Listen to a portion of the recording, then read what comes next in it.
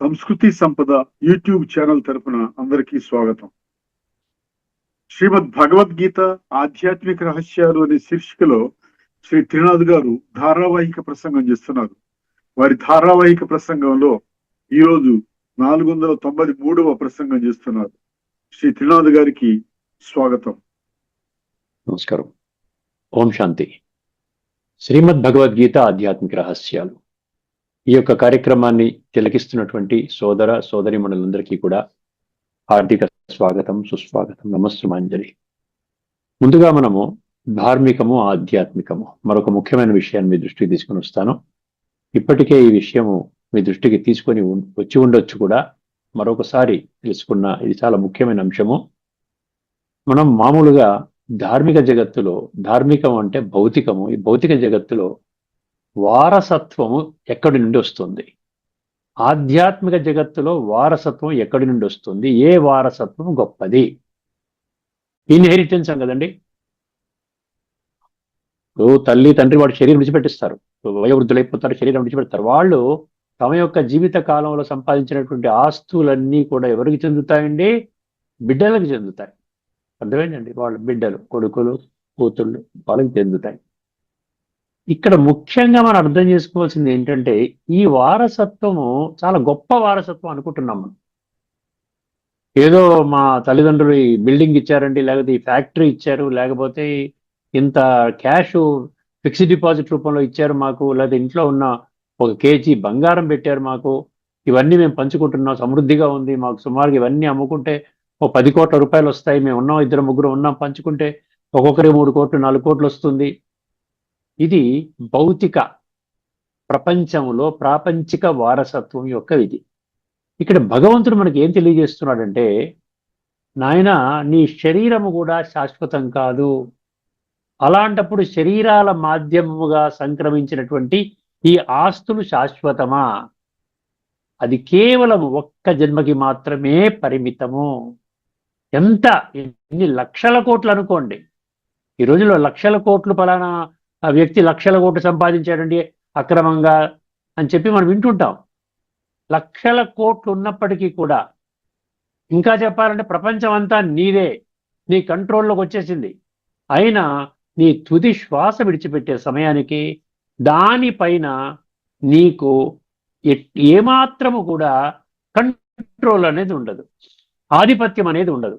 ఇది నా ఆస్తి, ఇంత ఆస్తి, ఇంత కష్టపడి, అర్థమైందండి, ఈ వారసత్వ రూపం కాకుండా నేను కష్టపడి ఎంతో సంపాదించుకున్నాను, అహోరాత్రులు కష్టపడ్డాను, సమయానికి భోజనం చేయలేదు, సమయానికి తగినంత నిద్రపోలేదు, అయినా కూడా ఇంత సామ్రాజ్యం నేను వదిలిపెట్టి వెళ్ళిపోవాలా అర్థం అన్నట్టు భావన కూడా కలుగుతుంది. ఇక్కడ ముఖ్యంగా మనం ప్రస్తావించవలసిన విషయం ఏంటంటే, ఈ వారసత్వము ఒక్క జన్మకి మాత్రమే పరిమితము. పొందిలో ఈ యొక్క ఊపిరి ఉన్నంత వరకే.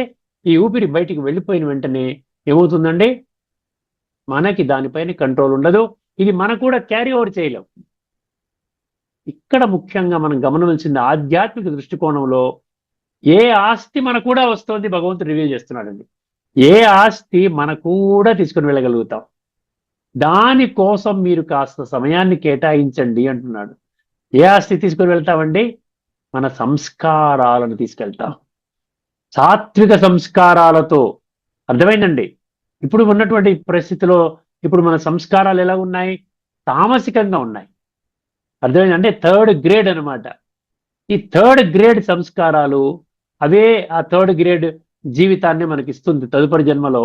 కానీ మంచి జన్మ ఇవ్వదు. కాబట్టి మీరు ఇక్కడ మీ తనువు, మనసు, ధనము, మీ శ్వాస, సంకల్పము, స్వప్నము ఇవన్నీ దీని మీద పెట్టండి. ఏది నా కూడా వస్తుంది. ఇప్పుడేమవుతుందంటే, కల్పములు అనేక జన్మలు ఉన్నాయి చూసారా, 84 జన్మలు అంటాడు. అందులో చాలా వరకు జన్మలు, కనీసం 3 అంతుల జన్మలు మీకు శ్రేష్టమైనటువంటి జన్మలు ప్రసాదిస్తుంది. ఆ 3 అంతుల జన్మలు మీరు ఎంజాయ్ చేస్తారు. దేని ఆధారంగా? మీకు ఈ సత్యయుగము, త్రేతాయుగము, ద్వాపర యుగము, కలియుగం యొక్క ఆరంభంలో కూడా అర్థమైందండి, మీకు చక్కటి శ్రేష్టమైన దేని ఆధారంగా? ఎందుకంటే ఇక్కడ ఈ ఒక్క జన్మలో, ఈ సంగమ యుగములో, ఈ సంధి యుగములో పరమాత్మతో ఆత్మను సంగమించిన కారణంగా రాజయోగం అనే ప్రక్రియ ద్వారా ఆ పరమాత్మతో మన బుద్ధి ద్వారా సంబంధాన్ని జోడించిన కారణంగా పరమాత్మ నుండి గుణాలు శక్తులు మనలో ప్రవహించి మనలో ఉన్నటువంటి అజ్ఞానాన్ని, మనలో ఉన్నటువంటి దేహాభిమానాన్ని, మనలో ఉన్నటువంటి విషయ వికారాలని అది భస్మం చేస్తోంది. అర్థమైందండి? చీకటిలో ఉన్నామంటాం. చీకటిలో ఉన్నామనుకుంటే కాదు, వెలుగు నింపాలి ముందు. ఒక లైట్ ఆన్ చేసామనుకోండి, చీకటి అంతా మాయమైపోతుంది. అదేవిధంగా దివ్య గుణాల ద్వారా అవగుణాలు పోతాయి, దివ్య శక్తుల ద్వారా మనలో ఉన్న బలహీనతలు పోతాయి, మంచి గుణాల ద్వారా మనలో విషయ వికారాలు నశిస్తాయి. మనము ఈ యొక్క తమో ప్రధాన సంస్కారాలని సాత్వికంగా చేయగలుగుతాము. అది కల్పం మొత్తం మనకి అందుబాటులో ఉంటుంది. దాని ఫలాన్ని మనం కల్పం మొత్తం అనుభవం చేస్తాము. కానీ ధార్మిక జగత్తులో కేవలం ఒక్క జన్మకి మాత్రమే తండ్రి నుంచి సంక్రమించే వారసత్వము. అది ఈ యొక్క శరీరం స్థిరంగా ఈ భూమండలంపై ఉన్నంత వరకే. ఎప్పుడైతే శరీరం శిథిలమై శరీరాన్ని విడిచిపెడతామో, అంటే మరణిస్తామో, దాని మీద మీకు ఎటువంటి కంట్రోలు ఉండదు. ఇది ధార్మికం ఆధ్యాత్మిక మధ్య ఉన్నటువంటి మరొక ముఖ్యమైనటువంటి తేడా. గత ఎపిసోడ్లో మనము ఒక ఉపనిషత్తు, ఈశావాస్య ఉపనిషత్తు 15, 16 ఈ రెండింటి యొక్క విశ్లేషణ చేసుకొని ఆ రెండింటి మధ్య ఉన్నటువంటి భేదాన్ని తెలుసుకున్నామండి గత ఎపిసోడ్లో. చాలా ముఖ్యమైన విషయము. అర్థమైందండి? ఇంకా రెండు మంత్రాలు మిగిలి ఉన్నాయి. మొత్తం 18 మంత్రాల్లో 2 మంత్రాలు మిగిలి ఉన్నాయి. అది మనం రాబోయేటువంటి రోజుల్లో చర్చించుకోబోతున్నాం. ఇప్పుడు మన గీతా శ్లోకాన్ని, ఒక అద్భుతమైన శ్లోకం అండి. నేను ఎటువంటి శ్లోకాలు ఎంచుకొని మీ ముందు తీసుకొని వస్తున్నానంటే, భగవంతుడు, పరమాత్మ, ఈశ్వరుడు, ప్రభు, విభు, మహేశ్వరుడు, పరమేశ్వరుడు, ఈశా, మాం అంటే నేను, ఈ విధంగా నేనొక్కడినే భగవంతుణ్ణి. ఈ విషయం మీ దృష్టికి మీకు అర్థం కావాలి. ఎందుకంటే ఈ ఒక్క విషయం అర్థమవుతానండి ప్రపంచంలో ఉన్న ఈ అలజడి, దుఃఖాలు, సమస్యలు, ఒకరినొకరు మోసం చేసుకోవడాలు ఇవన్నీ పోతాయండి. అర్థమైందండి? అందుకనే భగవంతుడు వచ్చి సీక్రెట్ చెప్తున్నాడు, నేనొక్కడినే భగవంతుడిని, నా యొక్క శరణులోకి రండి. దానికి ప్రధానమైనటువంటి శ్లోకం ఏంటి? 18వ అధ్యాయంలోని 66వ శ్లోకము. సర్వధర్మాన్ పరిత్యజ్య మామేకం శరణం వ్రజ అహం త్వా సర్వ పాపేభ్యో మోక్ష ఇష్యామి మాశుచ. మాశుచ అని దుఃఖపడకురా నాయన, ఏడవకు, ఎంతో చేసావు, పాడు పనులు చేసావు, అవన్నీ నేను చూసుకుంటాను. కనీసం ఇప్పటి నుండైనా, ఈ క్షణము నుండైనా నీవు స్వయాన్ని ఆత్మగా గుర్తించి, ఆత్మల తండ్రి పరమాత్మ, ఈశ్వరుడు, భగవంతుడు, విభు, ప్రభు వచ్చాడు, వారితో మనసు బుద్ధి ద్వారా సంబంధాన్ని జోడించే ప్రయత్నం చెయ్యి అంట. ఇప్పుడు ఇదే ప్రక్రియలో మనం మరొక శ్లోకాన్ని మీ దృష్టికి తీసుకొని వస్తున్నానండి. ఇది ఆ ప్రక్రియలో 2వ శ్లోకం అండి. ఇది 5వ అధ్యాయంలోని 14వ శ్లోకం. అంటే ఒక్కొక్క శ్లోకాన్ని తత్వంలోకి వెళ్ళగలిగితేనంటే కొన్ని రహస్యాలు బయటకు వస్తున్నాయి. ఈ రహస్యాన్ని మనం అర్థం చేసుకుంటే ఏమవుతుందంటే, మన జీవితంలో కొన్ని మార్పులు చేర్పులు చేసుకుంటాం. మన జీవితాన్ని శ్రేష్టంగా చేసుకోవడమే లక్ష్యం అండి. ఎవరో అర్జునుడు బాగుపడ్డాడు, ప్రహ్లాదుడు బాగుపడ్డాడు, ధ్రువుడు బాగుపడ్డాడు, మార్కండేయుడు బాగుపడ్డాడు, ఫలానా వ్యక్తి బాగుపడ్డాడు అంటే మన జీవితానికి అన్వయించుకోనంత వరకు మనము ఏదైతే సంకల్పం చేస్తున్నామో, ఏవైతే పనులు చేస్తున్నామో, ఏదైతే ధనాన్ని ఖర్చు పెడుతున్నామో, ఎక్కడెక్కడికో వెళ్ళి ఏదేదో చేస్తున్నామో, దాని వల్ల మన జీవితం ఉద్ధరింపబడకపోతే అది వ్యర్థం కిందనే మీరు భావించుకోవాలి. ఇక్కడ చాలా అద్భుతమైన సీక్రెట్స్ ఉన్నాయి ఇందులో, జాగ్రత్తగా వినండి. 5వ అధ్యాయంలోని 14. ముందుగా శ్లోకాన్ని చెప్తాను మీకు. న కర్తృత్వం న కర్మాణి లోకస్య సృజతి ప్రభు. ఇక్కడ ప్రభు అనే పదం వచ్చింది, అందుకనే నేను మీకు ఈ ప్రక్రియలో ఈ వరుసలో తీసుకున్నాను అనమాట. న కర్తృత్వం న కర్మాణి లోకస్య సృజతి ప్రభు న కర్మఫల సంయోగం స్వభావస్తు ప్రవర్తతే. అద్భుతమైన శ్లోకం అండి. న కర్తృత్వం న కర్మాణి లోకస్య సృజతి ప్రభు న కర్మఫల సంయోగం స్వభావస్తు ప్రవర్తతే. ఇక్కడ 3 విషయాలు ఏదైతే వర్తమానంలో భగవంతుడు చేస్తున్నాడు, భగవంతుడికి సంబంధించింది అని ఎవరైతే భావిస్తున్నారో అంధవిశ్వాసములో, వాళ్ళకి డైరెక్ట్ సమాధానం చెప్తున్నాడు. ఏమంటున్నాడంటే 3 విషయాలు ఏంటి? నా కర్తృత్వం అన్నాడు. కర్తృత్వం అంటే ఏమిటి? నేను చేస్తున్నానన్న అహంకారముతో కూడుకున్నటువంటి విధానం, దానికి కర్తృత్వము అంటాడు. గీతలో చాలా చోట్ల మనకి కర్తృత్వము అనేది మనకు వస్తోంది. అర్థమైంది. నేను చేస్తున్నానంటే అహంకారం, నేనే ఈ సఫలతకి నేనే కారణము, ఈ పని నేను సాధించాను, ఇది నా వల్లనే జరిగింది, అందరూ నన్ను మెచ్చుకోవాలి, గౌరవించాలి, ఇటువంటి భావనతో చేయటం అనేది కర్తృత్వం.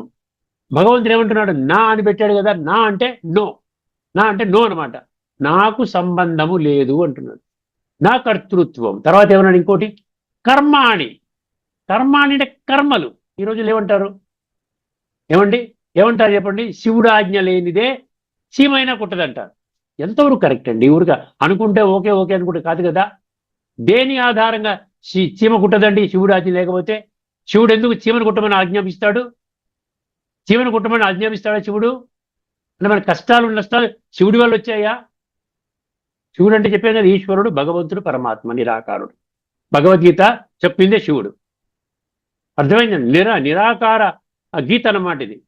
ఈశ్వర గీత అన్నమాట, శివ గీత అన్నమాట. మనం అర్థం చేసుకోలేదు. ఎవరు తెలుసుకుంటారు ఈ విషయాన్ని? 7వ అధ్యాయం 3వ శ్లోకంలో చెప్పినట్టుగా మాం వేత్తి తత్వత, కొద్ది సంఖ్యలోని మనుషులు మాత్రం. మిగతా వాళ్ళ ఇష్టం అంతే. అర్థమైందండి? ఎవరిష్టం వాళ్ళు అనుభవించుకోవచ్చండి. కానీ మీకు కావాల్సింది ఏంటంటే, ఏం కావాలి మీకు? తత్వం ఆధారంగా వెళ్ళాలి. తత్వం అంటే ఏంటి? సత్యము, తర్కము, ఇంగిత జ్ఞానం. ఈ మూడింటిని విస్మరించినట్లయితే మీ జ్ఞానాన్ని భగవంతుడు ఏం చెప్పాడు? థర్డ్ గ్రేడ్ అన్నాడు. తామసిక జ్ఞానము అన్నాడు. 18:22. ఎత్తు కృష్ణవద్ ఏకస్మిన్ కార్యే సక్తం అహైతుకం అతత్వార్థం అల్పం చ తత్తామసముదాహృతం అనేక మాట చెప్పుకున్నాం. అర్థమైంది? ఇక్కడ కర్తృత్వం నాకు సంబంధం లేదు, కర్మలు నాకు సంబంధం లేదు. మనం ఏమిటంటావాడు? ఈ ఆకు ఇక్కడ గాలికి, ఈ ఆకు ఇక్కడున్న ఆకు ఇక్కడికి వెళ్ళిందంటే అది భగవంతుడే పంపించాడు. ఇవన్నీ అంధవిశ్వాసంతో కూడుకున్న విషయాలండి. దీని నుంచి మనం బయటపడాలి.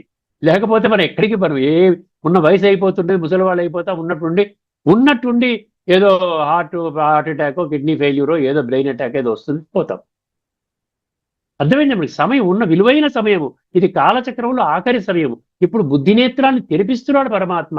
కేవలం నువ్వు ఆత్మజ్యోతి వెలిగించుకో. ఇక్కడున్న ఆకు అక్కడ వెళ్ళిపోయింది, దానికి భగవంతుడే చీమ కుట్టింది అంటే భగవంతుడే ఆజ్ఞ.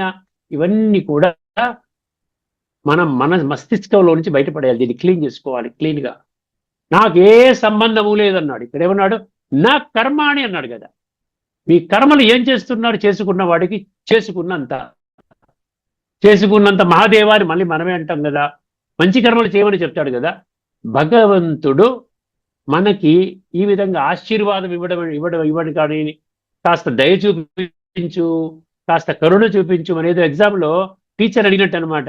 ఏమండి టీచర్ గారు, నేను కొంచెం వీక్గా ఉన్నాను, లెక్కల్లో నాకు 33 మార్కులు వచ్చాయి, మీరు 100 మార్కులు వేసేయండి అంటే వేసేస్తుందా?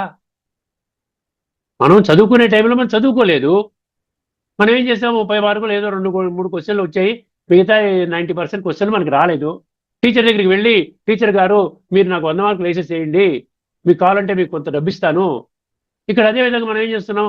హుండీలో భగవంతుడికి నేను డబ్బు ఇస్తాను, లేకపోతే పెద్ద పూలదండ వేస్తాను, కాలినడకను వస్తాను, తరణీలాలు ఇస్తాను, మొక్కుబడులు చేసుకుంటాను, ఇన్ని రకాల అభిషేకాలు అర్చనలు చేస్తాను, ఇన్ని రకాల ఉపవాసాలు జాగరణ చేస్తాను, ఈ విధంగా చేస్తాను, నన్ను పాస్ చేయించే, స్వర్గంలో నాకు శ్రేష్టమైన జన్మని ప్రసాదించు. ఇది కుదురుతుందా? ఒకవేళ ఇది కానీ కుదిరినట్లయితే అందరూ అదే మార్గంలో వెళతారు కదండి. అలాంటప్పుడు 33 కోట్ల మంది సత్యంలో వస్తారంటున్నాడు కదా భగవంతుడు. కొద్ది మంది మాత్రమే అన్నాడు కదా.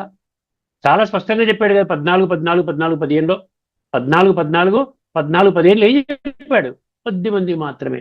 ఎవరైతే ఈ శరీరాన్ని త్యాగం చేసే ముందర వాళ్ళ సంస్కారాలు సాత్వికంగా ఉంటాయో వాళ్ళు మాత్రమే సత్యత్రేతాయుగాల్లో శ్రేష్టమైన జన్మలు పొందుతారు. భగవాను వాచ.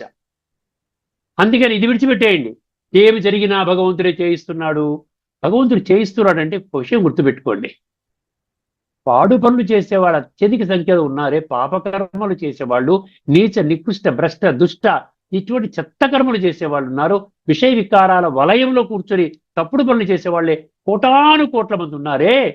అందరికీ అటువంటి మార్గాన్ని భగవంతుడు చెప్తున్నాడా? చేయమని దానికి భగవంతుడు కారణమవుతాడా? భగవంతుడు ఏం చెప్తాడండి? మూడవ నేత్రాన్ని తెరిపిస్తాడు, ఆత్మజ్యోతి వెలిగిస్తాడు, దివ్య గుణాలను దివ్య శక్తులను నింపుతాడు. నాయన మంచి మార్గంలో నడుచుకో. మనం కూడా మన పిల్లలకి ఏం చెప్తామండి? తల్లిదండ్రులు పిల్లలకి ఏం చెప్తారు మార్గదర్శకులు? మంచి మార్గాన వెళ్ళు, తప్పుడు పనులు చేయొద్దు, చెడు సాంగత్యం చేయొద్దు.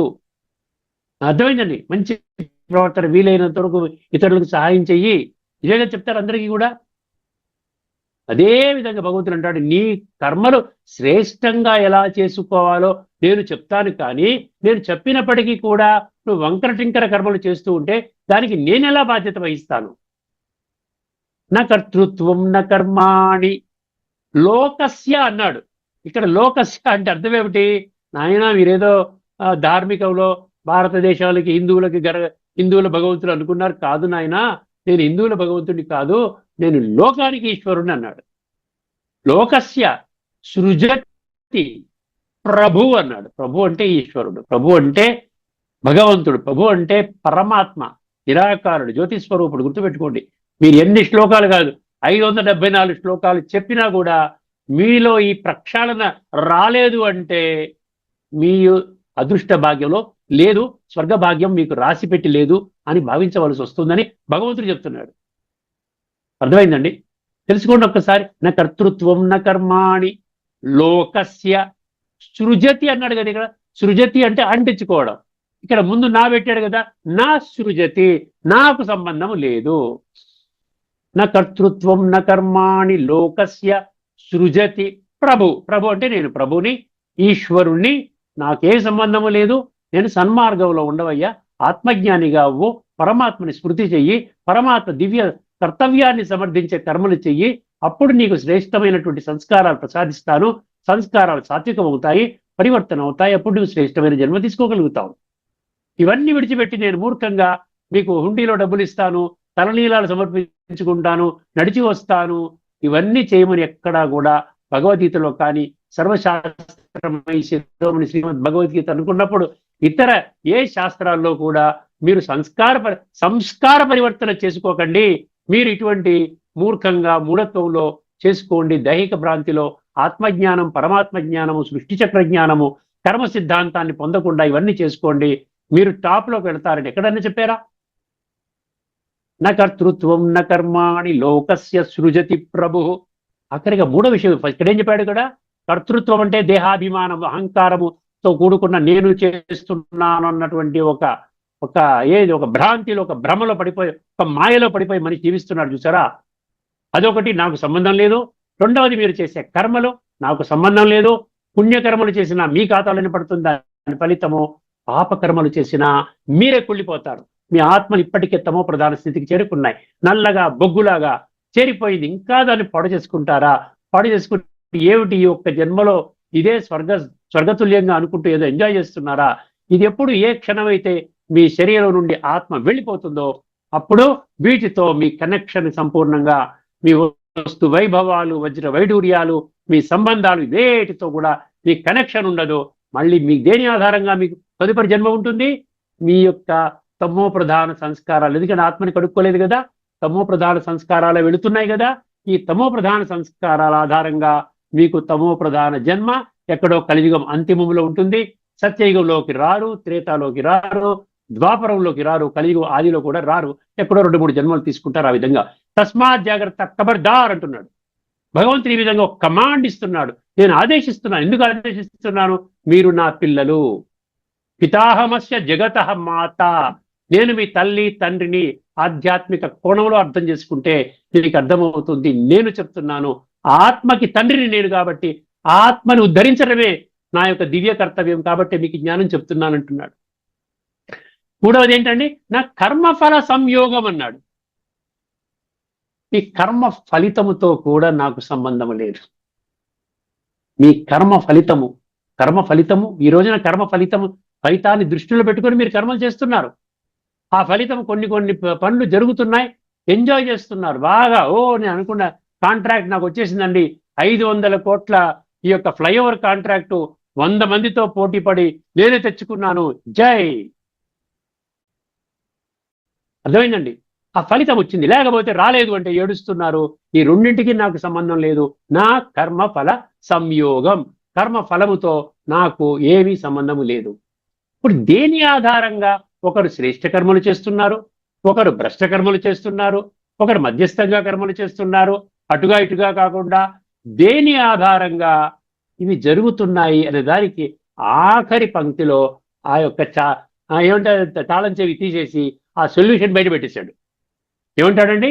స్వభావస్తు ప్రవర్తతే, స్వభావస్తు ప్రవర్తతే. నీ స్వభావము ఆధారంగా, నీ స్వభావం ఆధారంగా నీవు ప్రవర్తిస్తున్నావు నాయన. స్వ అంటే ఆత్మ, ఆత్మలో ఇక్కడ కూరుకుపోయిన సంస్కారాలు, పేరుకుపోయిన నిక్షిప్తము కాబడిన సంస్కారాలు ఏ విధంగా అయితే నువ్వు తయారు చేసుకున్నావో, చేసుకున్న వాడికి చేసుకున్నంత, పూసుకున్న వాడికి పూసుకున్నంత అంటారు కదా.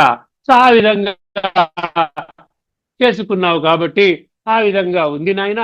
బంగారు వర్ణంలో ఉంటే బంగారు యుగంలోకి వస్తావు, వెండి వర్ణంలో ఉంటే వెండి యుగంలోకి వస్తావు, రాగి వర్ణంలో ఉంటే ద్వాపర యుగంలో వస్తావు, లేక ఇంకా నల్లగా బొగ్గులాగా తుప్పు పట్టిన ఐరన్ యుగంలో, ఇనుప యుగంలోనే ఉంటే నువ్వు మళ్ళీ కలియుగంలో జన్మ తీసుకుంటావు. అంతేగాని నాకే సంబంధం లేదు. ఈ జ్ఞానం అంతా ఎందుకు చెప్తున్నాను? నీలో కాస్త మార్పు వస్తుందేమోనని ఒక భ్రమ, ఒక ఆలోచన, ఒక సంకల్పం భగవంతుడు ట్రై చేస్తున్నాడు, అందరికీ చెప్తున్నాడు. ఎక్కడో ఒకడు అట్రాక్ట్ అవుతున్నాడు, టక్కుమని వచ్చేసి భగవంతుడా నాకు సొల్యూషన్ దొరికింది, దేనికోసమైతే నేను జన్మలుగా వెతుకుతున్నానో సంస్కార పరివర్తన, ఈ సంస్కార పరివర్తన గురించి ఇప్పటివరకు ఎవరు చెప్పలేదు. ఇదే అల్టిమేట్ జ్ఞానము, ఇదే అల్టిమేట్ సత్యము, దీనికోసమే మనిషి కష్టపడాలి అని, ఇది ఆఖరి జన్మ ఈ కల్పములో అని ఇప్పటి వరకు ఎవరు చెప్పలేదు. తండ్రి నీవు చెప్పావు. నిన్ను నమ్మకపోతే, ఈ సమయంలో నిన్ను నేను నమ్మకపోయినట్లయితే నన్ను నేను వంచన చేసుకున్న వాడిని అవుతాను. భగవంతుడా నీ మార్గంలో నడుస్తాను అని ఎక్కడో దగ్గర ఒక 100-1000 మందికి చెప్తే ఒకరో ఇద్దరో ముగ్గురో బయటపడుతున్నారు ఆ విధంగా అటువంటి సంకల్పాలతో. దయచేసి విషయాన్ని అర్థం చేసుకోండి. భగవంతుడు పరమ సత్యము, భగవంతుడు మాటలు ఎట్టి పరిస్థితిలోనూ అసత్యము ఆ విధంగా అనుకోవడానికి అవకాశం లేదు. ఇప్పుడు కొన్ని విషయాలను, రాసుకున్న విషయాలు నేను చెప్తానండి. ఇప్పుడు మీకు తత్వాన్ని మీకు చెప్పేశాను. ఏం చెప్తున్నాడు ఇక్కడ ఈ శ్లోకం గీతలో అత్యంత కీలకమైనది. చూసారా, మన జీవితాన్ని మార్చే శ్లోకం అండి ఇది 3 పెద్ద భ్రమ లేక అపోహలను తొలగిస్తుంది. మనం చెప్పుకున్నాం కదండి, 3 అపోహలు మనం చెప్పుకున్నాం. మళ్ళీ మనం చెప్పుకోవాలి, ఏంటి అన్ని భగవంతుడే చేయిస్తున్నాడు, చెప్పాను కదా. ఈ అపోహను తొలగిస్తుంది. చాలా మంది అంటారు భగవంతుడు చేయించాడు, భగవంతుడి చిత్తము, భగవంతుడి బాధ్యత. కానీ భగవంతుడు స్పష్టంగా చెప్తున్నాడు, ప్రభు కర్త కాదు, భగవంతుడు మన చేత పాపం చేయించడు. మన పాపాలకి భగవంతుని బాధ్యత చేస్తే ఎలాగండి? పాపం ఏం చేస్తున్నావు? దొంగతనంగా డబ్బు సంపాదించుకుందామని, ఈ పెద్ద బంగళా కట్టుకోవాలి, పెద్ద హోదా ఉండాలి, తప్పుడు పనులు చేస్తున్నావు, అందరికి లంచాలు ఇవ్వాలి, ఎంతో పెద్ద వాళ్ళకి లక్షల కోట్లు ఇవ్వాలి, దానికోసం నువ్వు డబ్బు సంపాదించుకుంటున్నావు వంకర టింకర మార్గంలో. దానికి నేను ఎలా బాధ్యుడు? భగవంతుడు మన కర్మలకు బాధ్యుడు కాదు.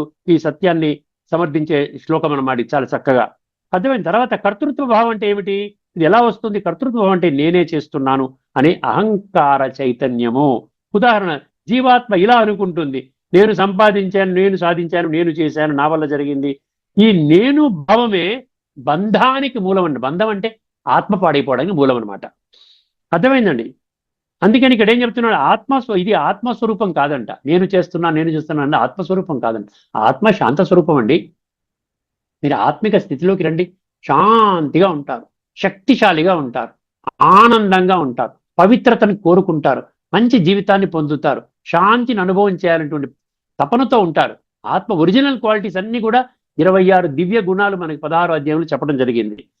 అందుకని ఇక్కడ 3వ అధ్యాయం 27లో ఏం చెప్తున్నాడు తెలుసండి, మీ యొక్క పురుషార్థం ఏ విధంగా అయితే ఉందో ఆత్మపరంగా లేక శరీరపరంగా, దానికి అనుగుణంగా మీరు త్రిగుణాలలో బంధింపబడి ఉంటారు.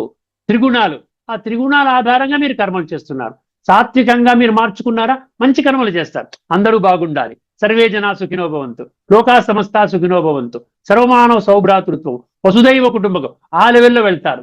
లేదు మధ్యస్థంగా రజోగా ఉంటే అటు ధర్మము కావాలంటాడు, అధర్మములో ఉంటారు. తమోగా ఉన్నట్లయితే రాక్షస గుణాలు, అసుర గుణాలు, 80 గుణాలు, 60 గుణాలు చెప్పాడు అసుర గుణాలు 16వ అధ్యాయంలో. అవన్నిట్లో అహంకారము, కామము, క్రోధము, లోభము, మోహము, అసూయ, ద్వేషము, వీటితో జీవితం గడుపుతాం. అందుకని ఇక్కడ 3వ అధ్యాయం 27వ శ్లోకం రాసుకోండి. 3వ అధ్యాయం 27లో ఏం చెప్తున్నాడంటే, ప్రకృతే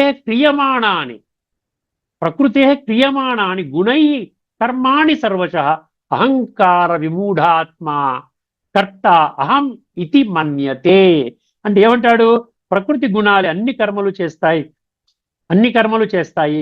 అజ్ఞానములో కూడిన జీవుడు ఏమనుకుంటాడంట, నేనే కర్త అని భావిస్తాడు.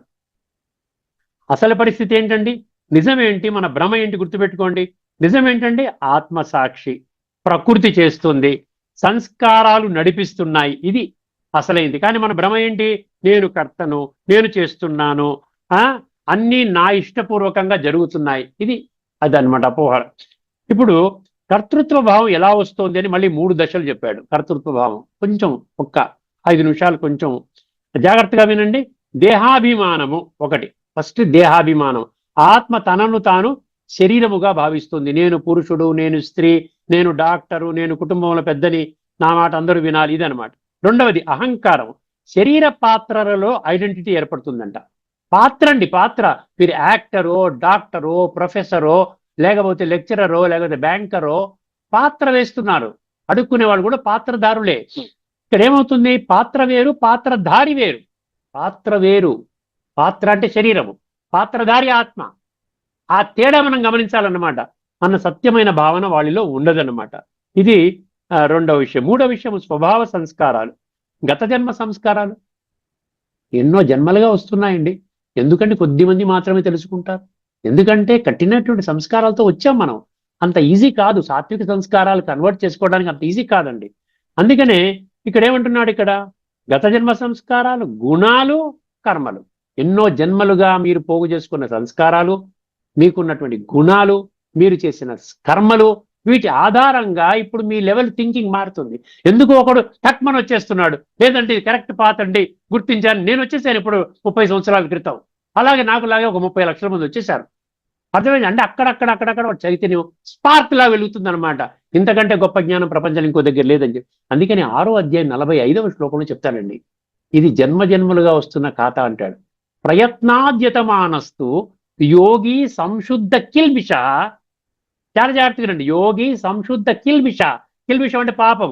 యోగి సంశుద్ధ, ఈ పాపాలను కడుక్కుంటాడనమాట పరమాత్మతో యోగం చేసుకుంటూ. యోగి అన్నాడు కదా, యోగి సంసిద్ధ కిల్బిష అనేక జన్మ సంసిద్ధ.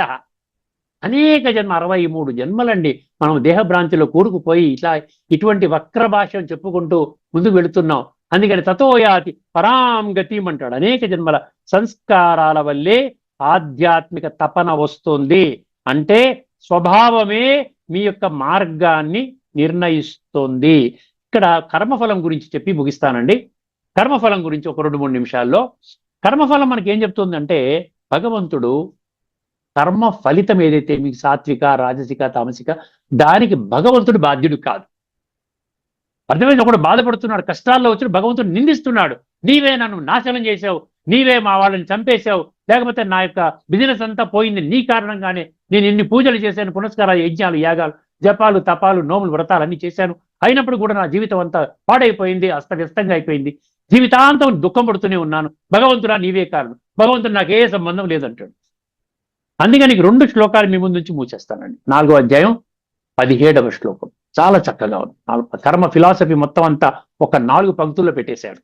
కర్మణో హ్యపి బోద్ధవ్యం చ వికర్మణ అకర్మణశ్చ బోధ్యవ్యం గహనా కర్మణో గతి. ఖబర్దార్, గహనా అంటే ఈ కర్మల గుహ్యగతి అతి లోతైనది. మీరు తప్పుడు కర్మలు చేయటం ఏమిటి, మీరు నన్ను బాధ్యుడి చేయటం ఏమిటి అంటాడు.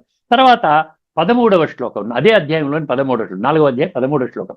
భగవంతుడు ఏమంటాడు, 4 రకాల మనుషులు నేను సృష్టించానయ్యా అంటాడు. గుణాల ఆధారంగా సృష్టించాను, పుట్టుక ఆధారంగా కాదు. 4 వర్ణాలు. చాతుర్వర్ణ్యం మయా సృష్టం గుణ కర్మ విభాగశ.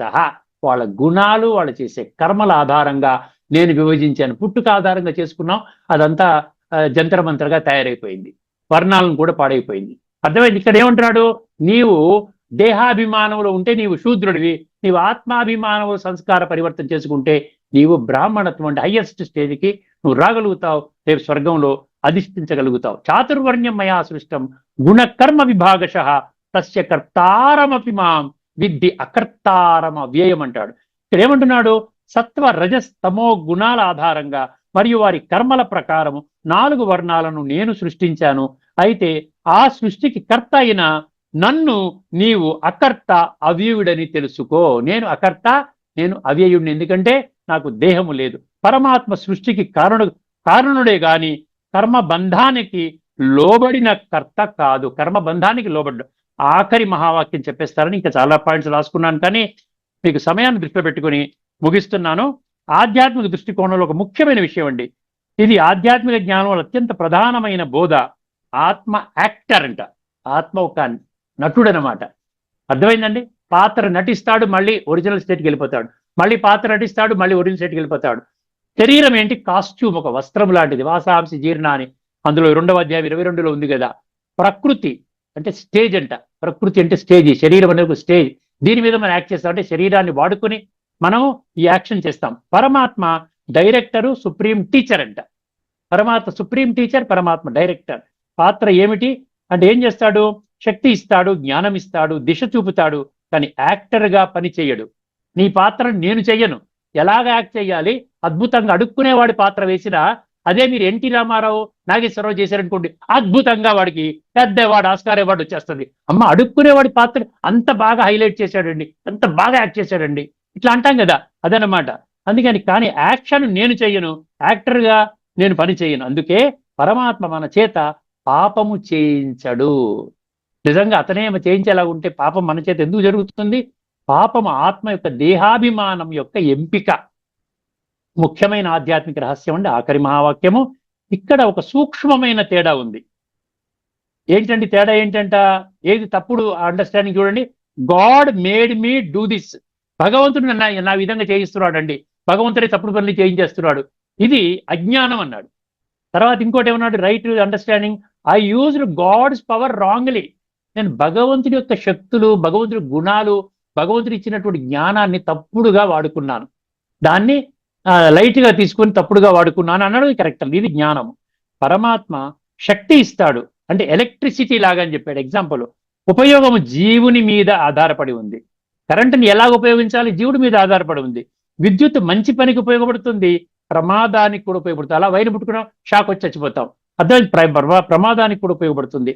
విద్యుత్ బాధ్యత కాదు, కరెంటు బాధ్యత. అదేమన్నా ఒక్కసారి మీకు 5వ అధ్యాయం 14వ శ్లోకంలో భాష్యకారులు ఏం రాసుకున్నారో చెప్పుకొని మనం ముగించుకుంటామండి. 5వ అధ్యాయంలోని 14వ శ్లోకము. నా కర్తృత్వం నా కర్మాణి. పరమేశ్వరుడు చూసారా, పరమేశ్వరుడు అని పదం వచ్చింది. ప్రభు అంటే పరమేశ్వరుడు అని ఇచ్చాను. మానవుల యొక్క కర్తృత్వమును గాని, వారి కర్మలను గాని, కర్మఫల సంయోగమును గాని సృజింపడు. నా అన్నాడు కదా, నా కర్తృత్వం నా కర్మాణి నా కర్మఫల సంయోగం. ఈ అన్నింటిలో ప్రకృతియే ప్రవర్తిల్లు. ప్రకృతి అంటే దేహం అండి, గుర్తుపెట్టుకోండి. ప్రకృతి అంటే త్రిగుణాలు. అదే సత్వం రజస్తమైతి గుణా ప్రకృతి సంభవ. 14వ అధ్యాయం 5వ శ్లోకం. సో ప్రగుణ, ఈ అన్నిటి ప్రకృతియే ప్రవర్తిల్లును అనగా గుణములయందు ప్రవర్తిల్లు చుండును. నీ గుణములే నీ ఉన్న కర్మలకు ఆధారము, కానీ అందులో భగవంతుని ఇరికించి నువ్వు తప్పించుకుందామని చూడకు నాయనా. కాబట్టి శ్రేష్టమైన కర్మలు చెయ్యి, కర్మ ఫలితాన్ని విడిచిపెట్టు, భగవంతుని యొక్క దివ్య ధర్మ సంస్థాపన కర్తవ్యాన్ని సమర్థించే కర్మలు నీవు చెయ్యి. ఇక్కడితో మన చర్చ ముగించుకుందామండి. తదుపరి ఎపిసోడ్ మీకు ఒక అద్భుతమైనటువంటి ఈశావాస్య ఉపనిషత్తు మంత్రము 17 అది మనం చర్చించుకోబోతున్నామండి. అంతవరకు సెలవు. అందరికీ నమస్కారం. లోకా సమస్తా సుఖినో భవంతు. ఓం శాంతి.